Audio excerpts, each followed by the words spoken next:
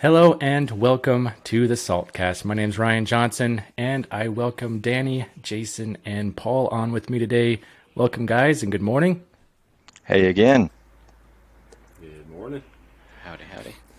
So, um, last week's podcast, just want to make a quick shout out, was about Illinois and kind of how they have kind of ramped up their sales tax audits, and that's actually been pretty popular.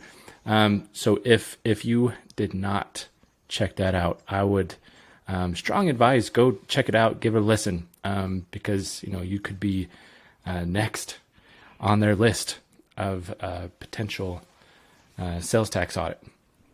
But today, I thought we'd have a discussion on kind of the taxability of digital goods when it comes to sales tax. Because we know that digital goods are becoming more popular. I mean, you got lots of devices where you can download books. I subscribe to a couple of different music apps where I can listen to music, store music, and things like that. And, that's becoming really popular.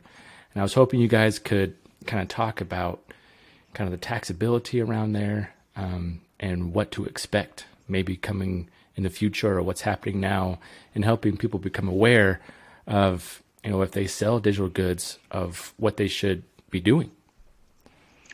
Well, it's a good it's a good question because the law usually is about 10 years behind technology, and technology changes our whole world, the way we buy things, the way we engage and consume, and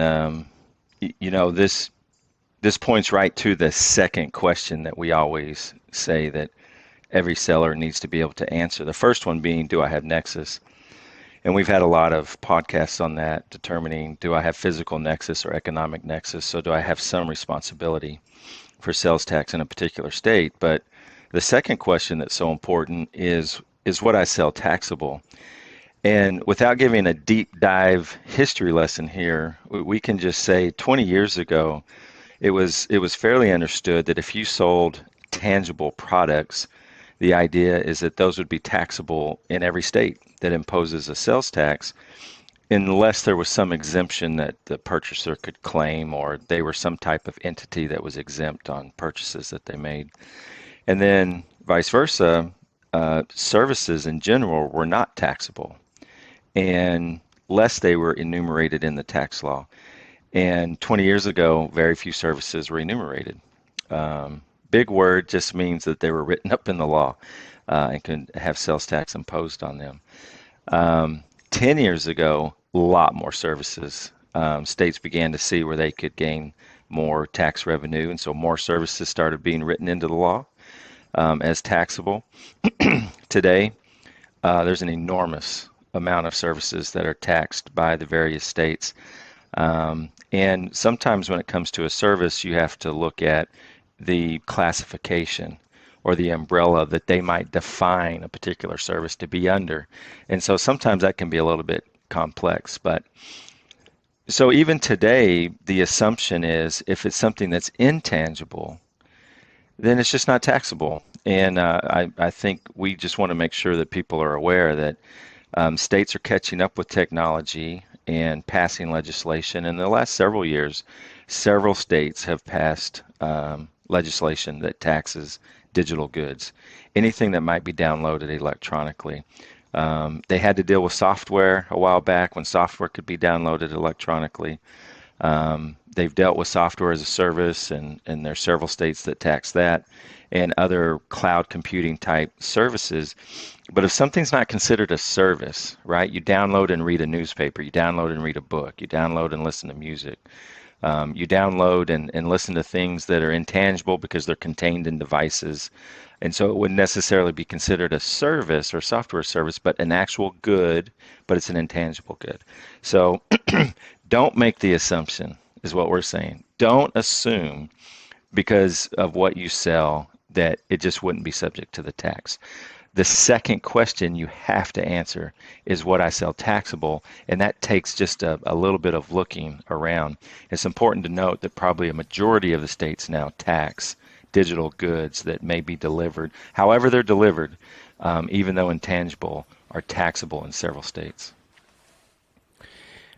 It's interesting because I also noticed, Paul and I play Xbox together at least once a week, and a few of my friends, and I recently noticed, their yearly charges or your monthly charges, however you decide you're going to purchase their Xbox Live services, they charge sales tax on that. But I look back, they only started doing that back in 2018. So, I mean, this is pretty new. For sure. I think it's interesting when you take a look at all the digital subscriptions that are out there, digital books, we're reading magazines online, we're reading newspapers online, we're listening to audiobooks, reading books online, and you pay for these subscriptions. You pay for just the product itself. We had a client just a week ago reach out. They do electronic photographs. So you buy the picture frame and then you pay for this subscription that you get the photos that cycle through. And so I mean that's becoming popular as well. It's a great gift. But from a taxability perspective, is that a tangible good? Is that a digital good? Is it a subscription? I mean, there are so many different qualifying questions that go into figuring out whether or not you should be charging tax or not charging tax. And historically, like Jason said, I mean, it wasn't always, this predominant from a taxability perspective that it was taxable or that it is taxable.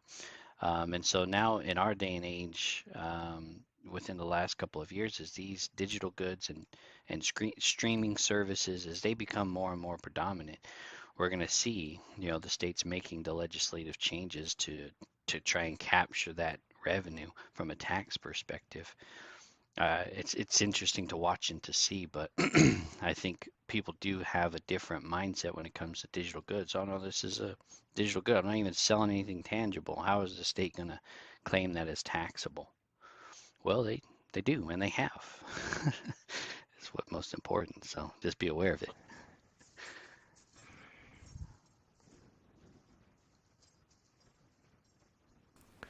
Yeah, I think just a few months ago, got an email from Calendly saying, "Hey, your our services are now taxable, so you can expect a sales tax charge on our services." And so it's definitely becoming more of a thing, and I think we can see that more in the future, and it will be complicated, as Well, and states are. there's two things happening there, right? You might think in your mind that the most sophisticated company is aware of what the tax law is. But this is why we have what's next calls, because often you're not. You're not worried about tax. You're worried about your product, developing your product, selling your product, having more people use your product. You think about products like Calendly or other calendar type scheduling products. A lot of times they're free, or there might be an upgrade, or you might pay for it. But what I'm going back to is there's two things happening. States are passing legislation to bring those types of goods and subscriptions and services into taxability in their given state, but also where they may have already been taxable. Wayfair is still affecting people today. There's still individuals who 3 years after that Supreme Court case was won by South Dakota, and states have passed legislation taxing or creating economic nexus in their state and requiring you to register, still going through the process of understanding their responsibility. So even today, Calendly would reach out and say they've probably had some sort of a review to determine the three questions, right? Do I have nexus? And so they're looking state by state to look at the nexus thresholds. Is what I sell taxable? So they got to make a determination if they have some responsibility to collect and remit tax.